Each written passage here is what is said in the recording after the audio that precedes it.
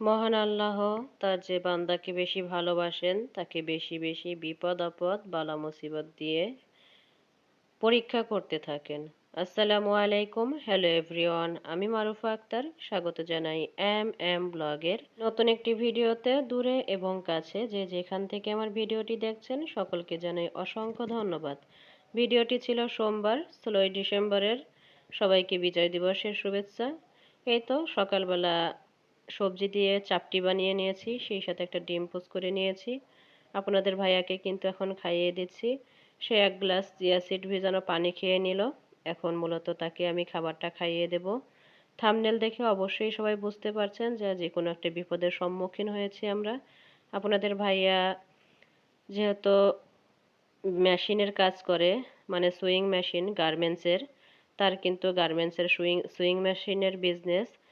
সে যখন দোকানে কাজ করতেছিল, এটা ছিল শনিবারের কথা, তখন কিন্তু তার মেশিনের ফিডের নিচে ভুলবশত হাতটা চলে যায়।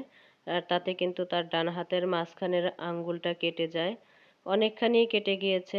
পরে হসপিটালে গিয়ে 13টা সেলাই দিয়েছে, মানে 3 ভাগের 2 ভাগেই কেটে গিয়েছিল আঙ্গুলের। আর যার সাথে যেহেতু রগটা কেটে গিয়েছে, অনেক রক্তক্ষরণ হয়েছিল।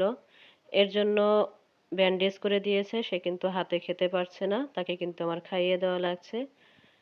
সবাই দোয়া করবেন আপনাদের ভাইয়ের জন্য, আল্লাহ পাক যেন তাকে সকল বিপদ আপদ বালা মুসিবত থেকে হেফাজত করে। কারণ তার কিছু হলে আমি এগুলো সহ্য করতে পারি না, মূলত নিতে পারি না। আমার অনেক কষ্ট হয়, মনে হয় যে আল্লাহ পাক এটা তাকে না দিয়ে আমাকে দিলেই মনে হয় সবচেয়ে বেশি ভালো হতো। আমি সহ্য করে নিতাম। এরপর তাকে খাইয়ে বিদায় দিয়ে সে তার দোকানে চলে গিয়েছে। আমি এই তো আমার অনেক দিনের জমানো একটা কাজ করে নিচ্ছি।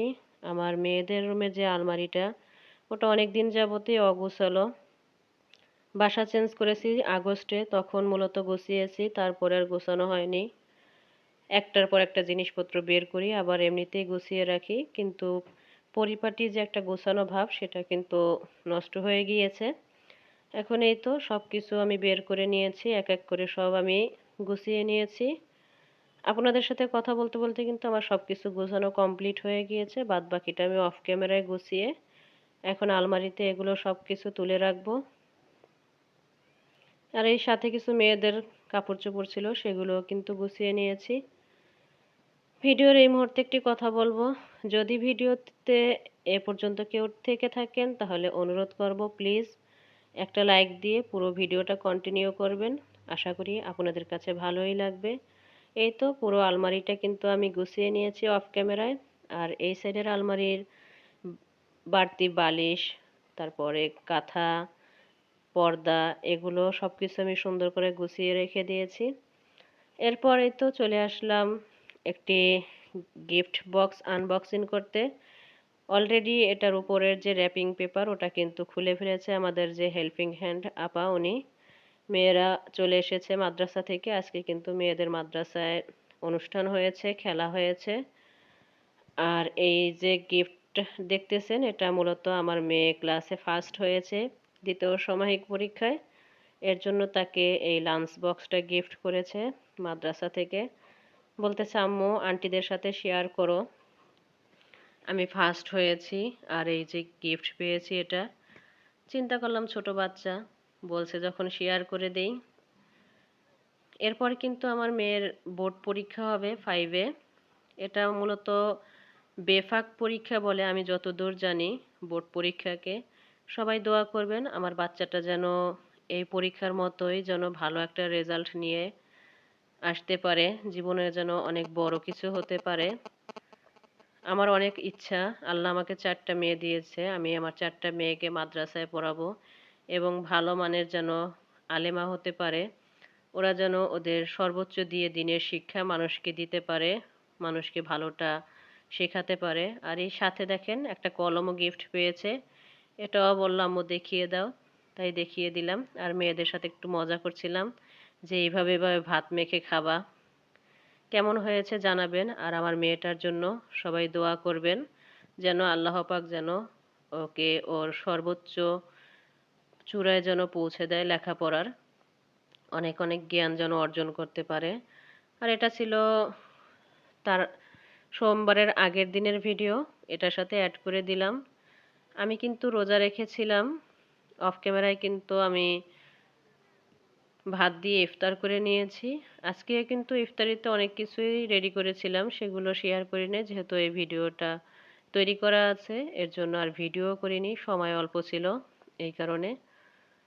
রোজার কথা ভিডিওতে বলি এই কারণেই যে আমরা মানুষ একজনেরটা দেখে আর একজন ইন্সপায়ার হয়ে কাজ করি।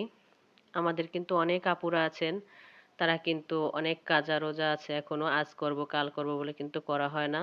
দুই এক দিন আগের একটা ভিডিওতে দেখেছিলাম তাবাসসুম লাইফস্টাইল ব্লগের তাবাসসুম আপু, উনি কিন্তু রোজার প্রস্তুতির কথা বলেছে, শুনে কিন্তু আমার খুবই ভালো লাগছে যে আমরা প্রত্যেকটা ইউটিউবার আপুরা যদি ভালো দিকটা যদি ভিডিওতে তুলে ধরি, বিশেষ করে ধর্মীয় দিকটা, তাহলে মনে হয় আমাদের অনেক আপুরা আছে আমাদের এই জিনিসগুলো দেখে ইন্সপায়ার হয়ে তারাও কিন্তু করবে। আশা করি আমার এই জিনিসটা কেউ নেগেটিভভাবে নেবেন না, সবাই পজিটিভভাবে নেবেন। যেহেতু আমি একজন মুসলিম ঘরের মেয়ে, মুসলমান, আমি মুসলিম আমার পরিচয়, আমি চাই আমার যতটুকু ভালো গুণাগুণ আছে ততটুকু আমি সবার সাথে শেয়ার করতে। আরেকটা কথা, আমি কিন্তু আজকে যে রোজাটা রেখেছি এটা দিয়ে কিন্তু আমার মেজো মেয়ের সময় যে 30টা রোজা আমার কাজা হয়েছিল সেই রোজাটা কিন্তু কমপ্লিট হয়ে গিয়েছে। আর এই দেখেন কথা বলতে বলতে কিন্তু আমি আবার রাতের রান্না চলে এসেছি। অফ ক্যামেরায় ডালটা রান্না করেছি, এখন শুধু তেলে দিয়ে দিলাম। আর আজকে ঘরে কাঁচামরিচ ছিল না, আর আমি ডালটা রান্না করেছি মূলত মূলা দিয়ে। মূলা দিয়ে ডাল রান্না আমার অনেক মজা লাগে। আর শুকনো মরিচের একটু ফোড়ন দিয়ে দিলাম। আমরা সবাই যদি ভিডিওতে আমাদের সাংসারিক জিনিসপত্র কাজবাজ দেখানোর পাশাপাশি যদি আমাদের ধর্মীয় জিনিসগুলো যদি একটু দেখাই, তাহলে অন্তত আমাদের ভিডিও থেকে মানুষ কিছুটা হলে ভালো জিনিস শিখতে পারবে। দেখেন, দুনিয়াতে কাজবাজ সবাই টুকটাক পারি, ধর্মীয় জিনিসগুলো সবাই পারি, কিন্তু দেখা যায় কি একজনের দেখা দেখে আর একজন ইন্সপায়ার হয়ে এই কাজগুলো করতে আগ্রহী হয়। আজকে কিন্তু আমার ভিডিওতে বাইরের অনেক নয়েজ আসতেছে, কারণ আমার বাসায় যেহেতু লিফটের কাজ চলতেছে, অনেক শব্দ হচ্ছে কাজের। আমি ভিডিওতে কিন্তু আমার সময় মতো ভয়েস দিতে পারি না, কারণ দেখা যায় অনেক সময় বাচ্চারা সজাগ থাকে, চিল্লাপাল্লা করে। আর যেহেতু এত শব্দ হয় এর ভিতরেই ভিডিওতে ভয়েস দিতে হচ্ছে বাধ্য হয়ে, কিচ্ছু করার নেই। আর এইদিকে দেখেন আমি কিন্তু মূলা শাক ফ্রোজেন করে রেখেছিলাম, আপনাদের সাথে কিন্তু শেয়ার করেছি। ওই শাকটাই এখন আমি অর্ধেকটা পরিমাণ বের করে নিয়েছি, সেটা এখন ভাজি করে নিচ্ছি। খুবই অল্প পরিমাণ হয়েছে, কারণ এটা আমি আর আপনাদের ভাইয়াই খাবো। বড় মেয়ে মন চাইলে খাবে, সে মাঝে মাঝে খায় আবার মাঝে মাঝে খায় না। আর ছোট মেয়ে সে তেমন একটা সবজি খেতে চায় না, খুবই বিরক্ত করে। আর শাকটা রান্না হয়ে গিয়েছে, তারপরে আমি এই যে শালগম দিয়ে তেলাপিয়া মাছ দিয়ে রান্না করব। মাছটা কিন্তু আগেই ভেজে নিয়েছি, আর এখন এই যে শালগমটা কষিয়ে নিচ্ছি। এভাবে মাছ রান্না করলে না আমার কাছে খেতে অনেক ভালো লাগে। আর আপনাদের ভাইয়াও তরকারি দিয়ে মাছ রান্না বেশি পছন্দ করে, সে ঝোল তরকারি খেতে পছন্দ করে, ভুনা তরকারি তেমন একটা তার পছন্দ হয় না। আর দেখেন, ইদানিং কিন্তু আমি একটা কড়াইতে বা ফ্রাই প্যানে রান্না করার চেষ্টা করি সব সময়, কারণ যেহেতু শীতের দিন ধুতে অনেক কষ্ট হয়, আরও ঠান্ডা লেগেছে, এর জন্যই মূলত একটা ফ্রাই প্যানে রান্না করতেছি। আমি কিন্তু প্রায় এরকম রান্না করি, আর এখন যতদিন শীত থাকবে ততদিন এভাবেই রান্না করব, কারণ আগে নিজের শরীর তারপরে অন্য কিছু। কারণ একটার পর একটা বিপদ আপদ আমাদের লেগেই আছে, কি করব, কিছুই করার নেই। আল্লাহ পাক যে যেরকম যাকে রাখে সেভাবেই থাকতে হয়। এই তো কথা বলতে বলতে কিন্তু রান্নাটাও কমপ্লিট হয়ে গিয়েছে। আমি কিন্তু অফ ক্যামেরায় সব কিছু মুছে ধুয়ে পরিষ্কার করে নিয়েছি।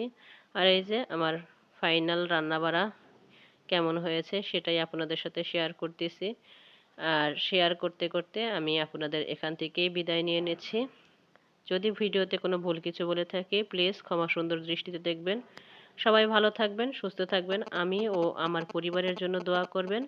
আপনাদের জন্য অনেক অনেক দোয়া এবং ভালোবাসা নিয়ে আমি এখান থেকেই বিদায় নিচ্ছি। আসসালামু আলাইকুম ওয়া রাহমাতুল্লাহি ওয়া বারাকাতুহু।